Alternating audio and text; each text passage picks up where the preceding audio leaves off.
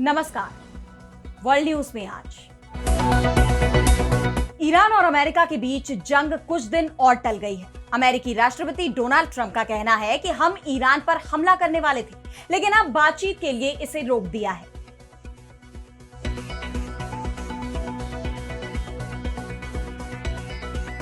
Iran और America के बीच बातचीत 40 दिनों से चल रही है और ट्रंप ये भी मान रहे हैं कि समझौते की कोई उम्मीद नहीं दिख रही। ट्रंप मुश्किल में फंसे हुए हैं। जंग में अमेरिका को नुकसान होना तय माना जा रहा है।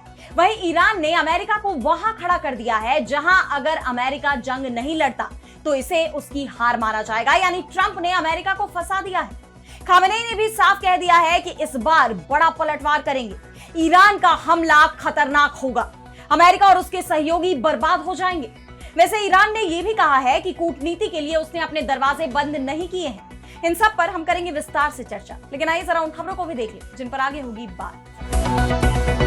चीन ने अमेरिका को फिर धमकाया, कहा ताइवान चीन का अभिन्न अंग न कभी देश था और न भविष्य में होगा। अमेरिकी राष्ट्रपति ट्रंप की ताइवानी समकक्ष से मिलने की अटकलों के बीच आया बयान।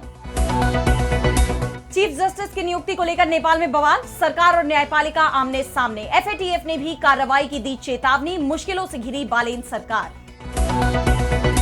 पाकिस्तान ने भारत को फिर दी गीदड़ भभकी, रक्षा मंत्री ख्वाजा आसिफ ने इतिहास के पन्नों में धकेलने की कही बात, तालिबान को लेकर भी लगाए गंभीर आरोप। और चलते चलते में देखेंगे अंटार्कटिका से भारत का निकला गहरा कनेक्शन, नई रिसर्च ने चौंकाया। इन सभी खबरों पर हम विस्तार से करेंगे बात, लेकिन पहले एक नजर हेडलाइंस पर। रूसी तेल खरीद पर अमेरिका ने फिर दी बड़ी राहत, प्रतिबंधों में 30 दिन की छूट, वैश्विक ऊर्जा बाजारों को स्थिर करने की दिशा में उठाया कदम। सैन्य कार्रवाई हुई तो मचेगा रक्तपात, क्यूबा ने अमेरिका को दी चेतावनी, राष्ट्रपति ट्रंप ने क्यूबा पर कब्जे की दी है धमकी। यूक्रेन पर रूसी ड्रोन मिसाइलों की बौछार, राष्ट्रपति जेलेंस्की ने बताया 524 विनाशकारी ड्रोन और 22 बैलिस्टिक और क्रूज मिसाइलों से हुआ हमला, 24 से ज्यादा नागरिक घायल। मेरी चुप्पी को कमजोरी मत समझना, बहुत जल्द लौटूंगी बांग्लादेश, पूर्व पीएम शेख हसीना ने तारिक रहमान सरकार को चेताया। तो अमेरिका और ईरान एक बार फिर जंग की तैयारी में है। अमेरिकी राष्ट्रपति डोनाल्ड ट्रंप चेतावनी पर चेतावनी दे रहे हैं कि ईरान को डील कर लेनी चाहिए, अमेरिका की शर्तों को मान लेना चाहिए। अगर डील नहीं हुई तो पूरा ईरान तबाह हो जाएगा, भयानक तबाही देखेगा। लेकिन ईरान भी झुकने को तैयार नहीं दिख रहा है। ईरान के तेवरों के चलते अब ट्रंप ने अपनी सेना को हमले के आदेश तक दे दिए थे, लेकिन अंतिम समय पर यह हमला टाल दिया गया। कुछ उसी तरह जिस तरह पिछले महीने जब जंग चल रही थी तब ट्रंप ने ईरानी सभ्यता को खत्म करने की चेतावनी दी थी, लेकिन हमले की जगह सीजफायर का ऐलान कर जंग से खुद ही भागते दिखाई दिए थे। और अब एक बार फिर ट्रंप ने कहा है कि मुझे कतर के अमीर तमीम बिन हमद अल थानी, सऊदी अरब के क्राउन प्रिंस मोहम्मद बिन सलमान और संयुक्त अरब अमीरात के राष्ट्रपति मोहम्मद बिन जायद अल नाहयान ने इस्लामी गणराज्य ईरान पर कल होने वाले हमारे नियोजित सैन्य हमले को रोकने के लिए कहा है, क्योंकि अब गंभीर बातचीत चल रही है और उनकी राय में महान नेताओं और सहयोगियों के रूप में एक ऐसा समझौता होगा जो संयुक्त राज्य अमेरिका के साथ साथ मध्य पूर्व और उससे आगे के सभी देशों के लिए बहुत स्वीकार्य होगा। अब देखिए, जंग शुरू भी नहीं हुई थी कि ट्रंप ने कह दिया कि हम हमला करने वाले थे और अब इसे टाल भी दिया गया है। लेकिन हमला कभी भी हो सकता है।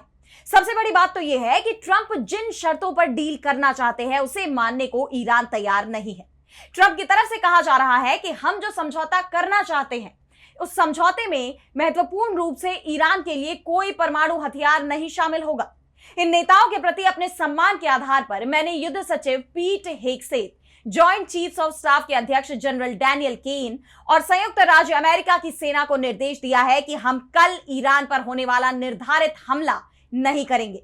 लेकिन उन्हें आगे यह निर्देश भी दिया है कि अगर कोई स्वीकार्य समझौता नहीं होता है तो वे एक पल के नोटिस पर ईरान पर पूर्ण बड़े पैमाने पर हमला करने के लिए तैयार रहें। ट्रंप हमला टालने और कभी भी हमला करने की बात कह रहे हैं। एक बार फिर उन्होंने कहा है कि बातचीत चल रही है, लेकिन जिस तरह से दोनों ही पक्ष यानी अमेरिका और ईरान अपनी अपनी जिद पर अड़े हुए हैं उससे बातचीत में कोई समझौता होता नहीं दिख रहा। ईरान के राष्ट्रपति मसूद पेजेश्कियान ने भी कहा है कि किसी भी दूसरे देश से बातचीत करने का मतलब यह नहीं होता कि आपने सरेंडर कर दिया है। इस्लामिक रिपब्लिक ऑफ ईरान गरिमा, ताकत और देश के अधिकारों की रक्षा के साथ बातचीत में शामिल होता है। ईरान किसी भी हालत में देश और जनता के कानूनी अधिकारों से पीछे नहीं हटेगा। हम तर्क और पूरी ताकत के साथ अंत तक लोगों की सेवा करेंगे और ईरान के हितों और सम्मान की रक्षा करेंगे। यानी ट्रंप भले ही धमकी दे या कोई भी दावा कर ले, लेकिन ईरान का कहना साफ है कि वो बातचीत करने को तैयार है, लेकिन सरेंडर नहीं करेगा।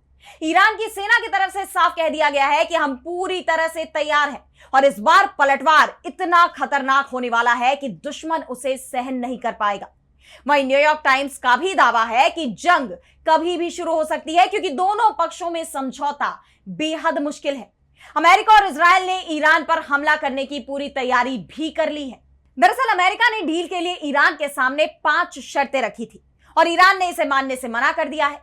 ईरान ने भी अमेरिका के सामने एक के बाद एक कई प्रस्ताव रखे थे जो ट्रंप को मंजूर नहीं है। अमेरिका की शर्त है कि ईरान को अपना 440 किलो संवर्धित यूरेनियम उसे देना होगा, लेकिन ईरान इसके लिए तैयार नहीं है। अमेरिका ईरान को एक न्यूक्लियर प्लांट की इजाजत दे रहा है।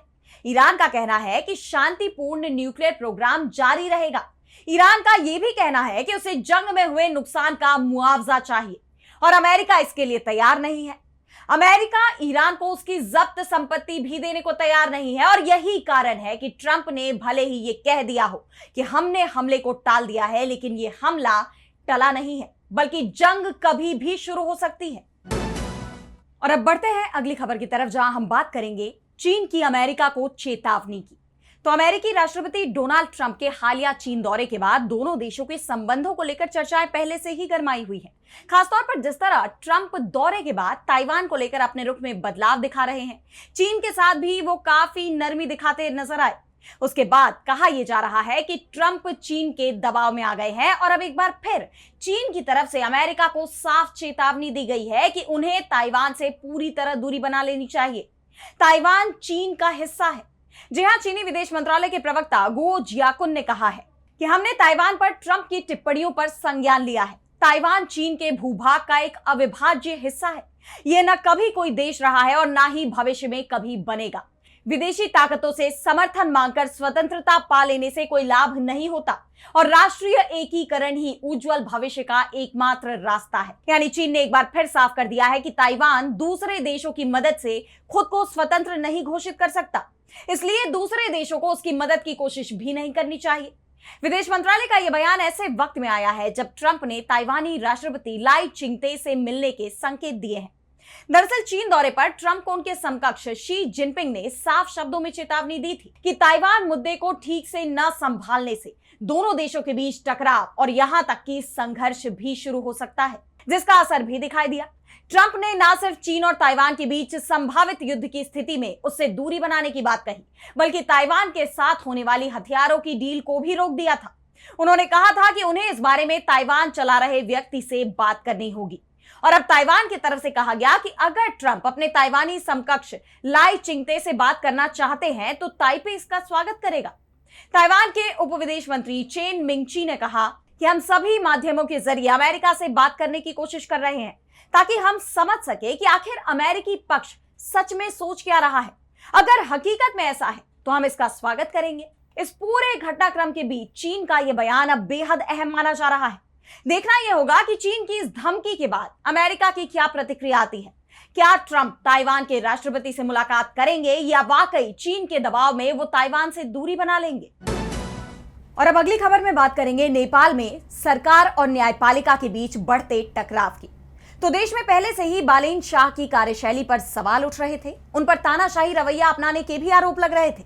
हाल ही में राष्ट्रपति ने उनकी सरकार की तरफ से पारित एक अध्यादेश को लौटा भी दिया था, जिसके बाद से राष्ट्रपति और प्रधानमंत्री के बीच तनातनी की चर्चा चल ही रही थी। और अब बालेन शाह की सरकार और न्यायपालिका के बीच चीफ जस्टिस की नियुक्ति को लेकर संवैधानिक टकराव शुरू हो गया है। दरअसल संवैधानिक परिषद ने सुप्रीम कोर्ट के जजों में न्यायमूर्ति मनोज कुमार शर्मा को मुख्य न्यायाधीश पद के लिए नामित किया है, जिसके बाद दोनों ही पक्ष आमने सामने आ गए क्योंकि वरिष्ठता के क्रम में वे चौथे नंबर पर हैं। यह टकराव तब और बढ़ गया जब कार्यवाहक चीफ जस्टिस सपना प्रधान मल्ला ने सुप्रीम कोर्ट प्रशासन को लिखित आदेश जारी करते हुए संवैधानिक परिषद की सिफारिश को चुनौती देने वाली रिट याचिका को तुरंत दर्ज करने का निर्देश दिया। हालांकि मुख्य रजिस्ट्रार और अन्य रजिस्ट्रारों से संपर्क न होने के कारण दोपहर 1 बजे तक की दी गई समय सीमा में यह याचिका रजिस्टर नहीं की जा सकी, जिससे हालात और तनावपूर्ण बन गए। याचिकाकर्ताओं का कहना है कि परिषद ने वरिष्ठता के सिद्धांत को पूरी तरह नजरअंदाज किया है। यह प्रक्रिया संवैधानिक परंपरा, न्यायिक आचरण के बैंगलोर सिद्धांतों और नागरिक व राजनीतिक अधिकारों पर अंतरराष्ट्रीय संधि के अनुच्छेद 14 का उल्लंघन है। जिसके बाद संसद की बैठक हुई। इसमें सत्तारूढ़ दल राष्ट्रीय स्वतंत्र पार्टी यानी आरएसपी के सांसदों ने कार्यवाहक चीफ जस्टिस के आदेश पर तीखी आपत्ति जताई। उन्होंने कहा कि ऐसा लगता है कि कोर्ट सत्ता पृथक्करण के सिद्धांत को भूल गया है। कार्यपालिका, विधायिका और न्यायपालिका का काम नियंत्रण और संतुलन बनाए रखना है, लेकिन यहां सत्ता हथियाने की कोशिश हो रही है। मौजूदा हालात में देश की सियासत में भयंकर तूफान आ गया है। संसदीय सुनवाई समिति के पास प्रस्तावित चीफ जस्टिस मनोज कुमार शर्मा के खिलाफ अब तक 16 शिकायतें दर्ज हो चुकी हैं, जिस पर सुनवाई भी शुरू होने वाली है। याचिकाकर्ताओं ने तो उनकी नियुक्ति भी रद्द करने और अगर जरूरत पड़े तो उनके खिलाफ महाभियोग की कार्यवाही शुरू करने की भी मांग की गई है। यानी बालेन शाह के इस फैसले पर विवाद अभी और बढ़ने वाला है। इस बीच उनकी चिंता बढ़ाने वाली खबर एफएटीएफ की तरफ से भी आई है। फाइनेंशियल एक्शन टास्क फोर्स यानी एफएटीएफ एक स्वतंत्र और अंतर सरकारी संगठन है जो मनी लॉन्ड्रिंग, टेररिस्ट फाइनेंसिंग और सामूहिक विनाश के हथियारों के प्रसार के फंडिंग को रोकने के लिए काम करती है। और अब उसने नेपाल की सरकार को चेतावनी दी है कि अगर नेपाल वित्तीय अपराधों में सुधार के मामले में पर्याप्त प्रगति दिखाने में नाकाम रहता है तो उसे ब्लैकलिस्ट में डाला जा सकता है। काठमांडू पोस्ट की रिपोर्ट के मुताबिक नेपाल सरकार के पास इस कार्रवाई से बचने के लिए केवल 4 महीने का वक्त है। दरअसल नेपाल फिलहाल एफएटीएफ की ग्रे लिस्ट यानी बढ़ी हुई निगरानी सूची में शामिल है और अब अगर वो ब्लैक लिस्ट में शामिल हो जाता है तो उस पर कई तरह के अंतरराष्ट्रीय प्रतिबंध लगा दिए जाएंगे, जो उसके लिए बड़ा झटका साबित होगा। बहरहाल अब देखना यह होगा कि इन सभी चुनौतियों से निपटने के लिए बालेन सरकार क्या कदम उठाती है। और अब अगली खबर में बात करेंगे पाकिस्तान की धमकी की। तो भारत और पाकिस्तान के रिश्तों में खटास कोई नई बात नहीं है। खासकर साल 2025 में भारत की तरफ से चलाए गए ऑपरेशन सिंदूर के बाद से तनाव बढ़ता ही जा रहा है। और अब हाल ही में भारतीय सेना के प्रमुख जनरल उपेंद्र द्विवेदी ने पाकिस्तान को चेतावनी दी थी। उन्होंने पाकिस्तान का इतिहास और भूगोल बिगाड़ने की बात कही थी, जिसके बाद से पाकिस्तान बौखलाया हुआ है। जनरल उपेंद्र द्विवेदी की धमकी पर अब पाकिस्तान के रक्षा मंत्री ख्वाजा आसिफ ने भारत को भी गीदड़ भभकी दी है। आसिफ ने भारत का भी भूगोल बदलने की चेतावनी दी है। उन्होंने कहा कि भारत ने पाकिस्तान के खिलाफ आगे कोई भी दुस्साहस करने की कोशिश की तो उसे इतिहास के पन्नों में धकेल दिया जाएगा। इस दौरान पाकिस्तानी रक्षा मंत्री ने पिछले साल मई में भारत के साथ हुए टकराव का भी जिक्र किया और शेखी बघारते हुए कहा कि पाकिस्तान ने भारत को तबाह करने वाला जवाब दिया था। उन्होंने दावा किया कि भारत को लगता है कि उसकी प्रतिष्ठा को नुकसान पहुंचा है। अभी हाल ही में भारतीय सेना प्रमुख ने कहा था कि पाकिस्तान को यह तय करना होगा कि वो भूगोल का हिस्सा बनना चाहता है या इतिहास का। और इस पर पलटवार करते हुए आसिफ ने कहा कि इस तरह की टिप्पणियां करके भारतीय सेना प्रमुख अपनी खोई हुई इज्जत पाने की कोशिश कर रहे हैं। और ख्वाजा आसिफ यही नहीं रुके, उन्होंने भारत पर आरोप भी मढ़े हैं। पाकिस्तानी रक्षा मंत्री ने एक बार फिर अफगान तालिबान को लेकर भारत पर निशाना साधा। आरोप लगाया कि तालिबान को भारत से आदेश मिल रहे हैं। ख्वाजा आसिफ ने कहा कि तालिबान हिंदुस्तान के हाथ में खेल रहा है। जब तक हिंदुस्तान उनको हां नहीं कहेगा वो किसी जगह हामी नहीं भरेंगे। निर्देश उनको दिल्ली से आते हैं। इसके अलावा जब उनसे पूछा गया कि तालिबान लिख कर देने को तैयार है कि उनकी जमीन का इस्तेमाल पाकिस्तान के खिलाफ नहीं होगा, तो इसका जवाब देते हुए ख्वाजा आसिफ ने कहा कि नहीं, उन्होंने मेरे सामने इनकार किया है। उन्होंने कहा है कि हम जुबानी तौर पर आपके साथ हामी भरते हैं, लिख कर नहीं देंगे।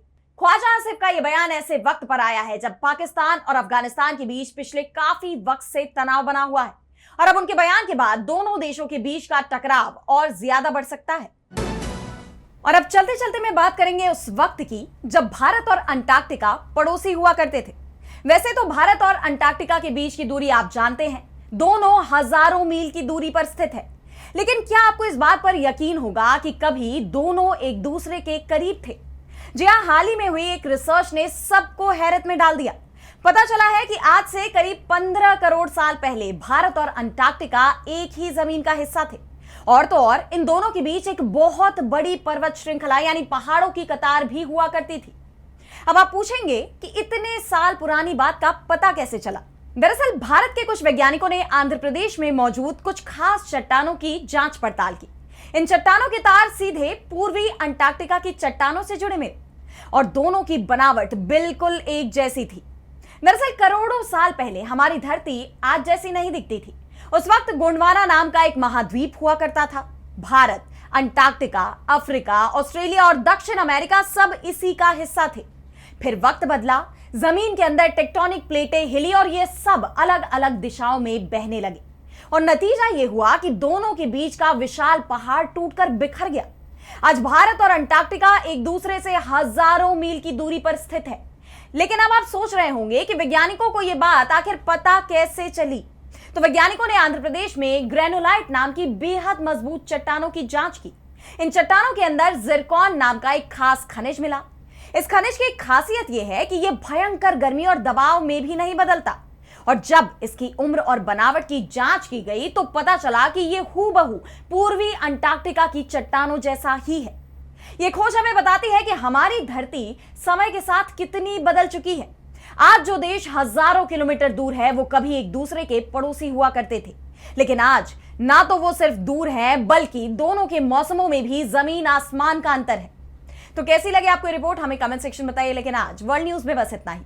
अब मुझे दीजिए इजाजत और देश दुनिया की तमाम बड़ी खबरों के लिए आप देखते रहिए डीवी लाइव। नमस्कार।